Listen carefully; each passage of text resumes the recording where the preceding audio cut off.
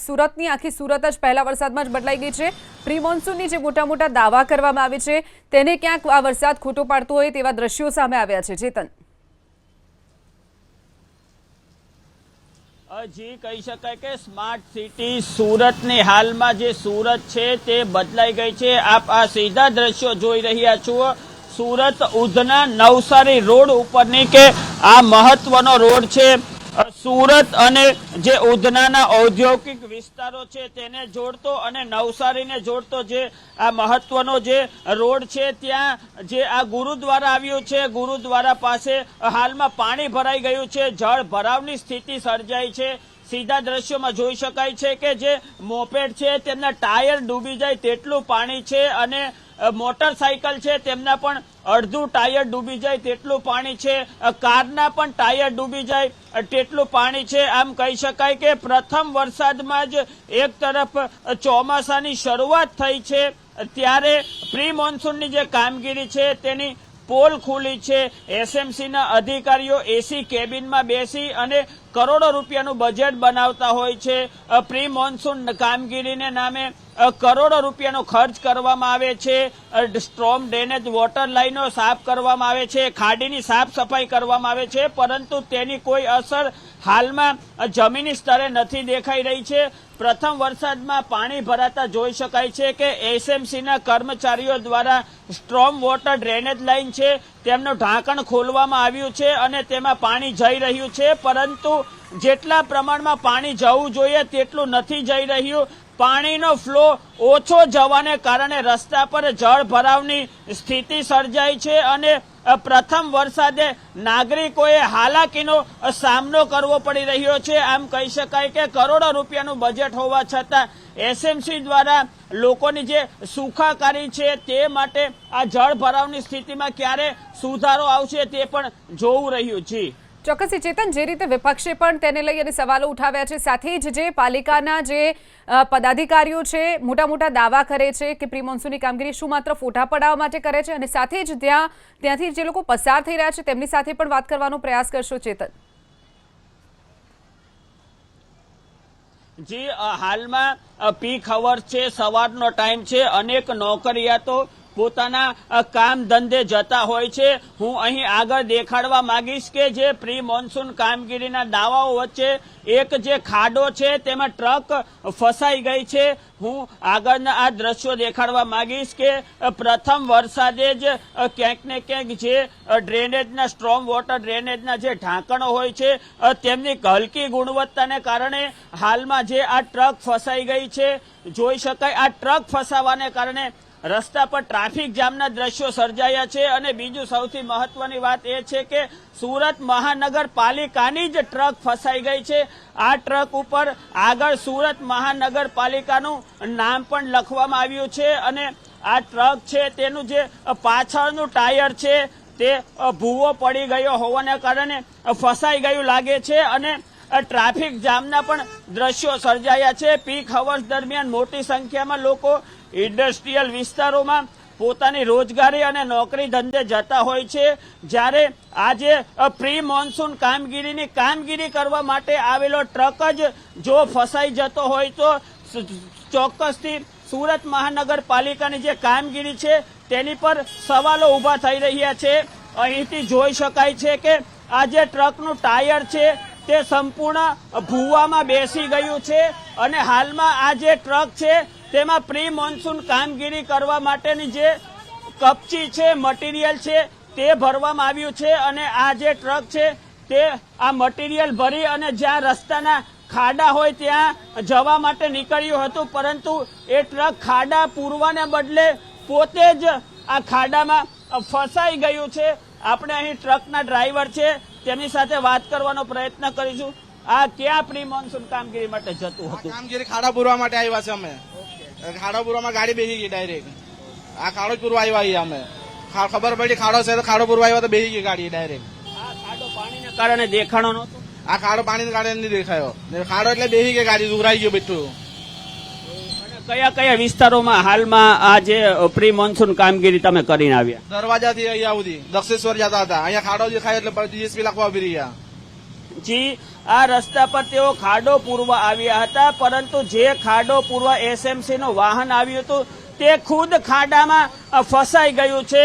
આમ કહી શકાય કે ક્યાંક ને ક્યાંક જે એસએમસી ની કામગીરી છે તે નબળી હોવાનું આજે ફસાયેલું વાહન જીવતો જાગતો પુરાવો છે. જી ચોક્કસથી ચેતન, જે રીતે આ પ્રકારની ઘટના સામે આવી છે ત્યારે કોઈ રાહદારીઓ જે સ્થાનિકો હોય તેમને કોઈ હાલાકી પડતી હોય, આ પાણી ક્યારથી ભરાયું છે, ઉતરશે કે નહીં તેવું કેવું લાગી રહ્યું છે?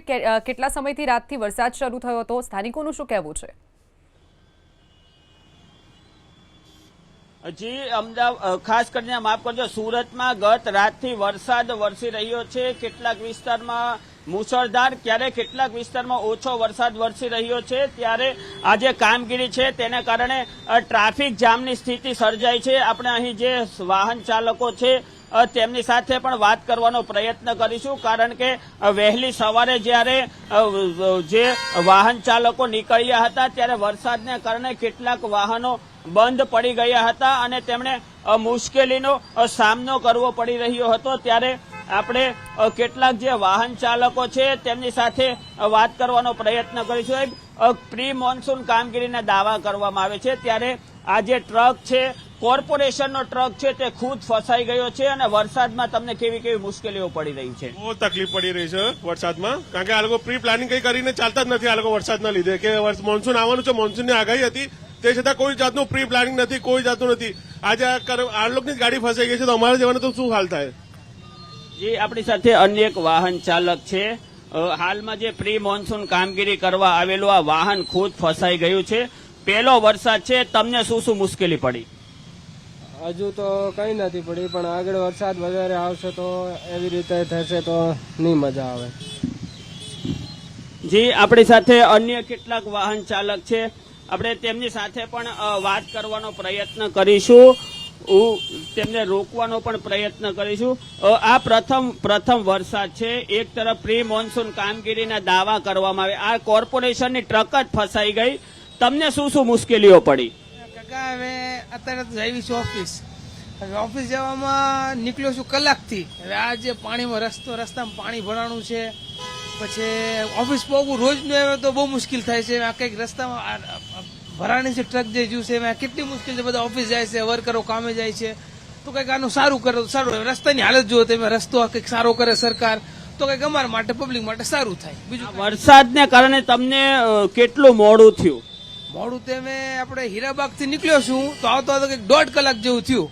અડધી કલાકનો રસ્તો, 1 કલાક વધારે મારે ટાઈમ ખોટી થઈ, ટાઈમે પહોંચ્યો નથી ઓફિસ. જઉં છું ઓફિસ તો.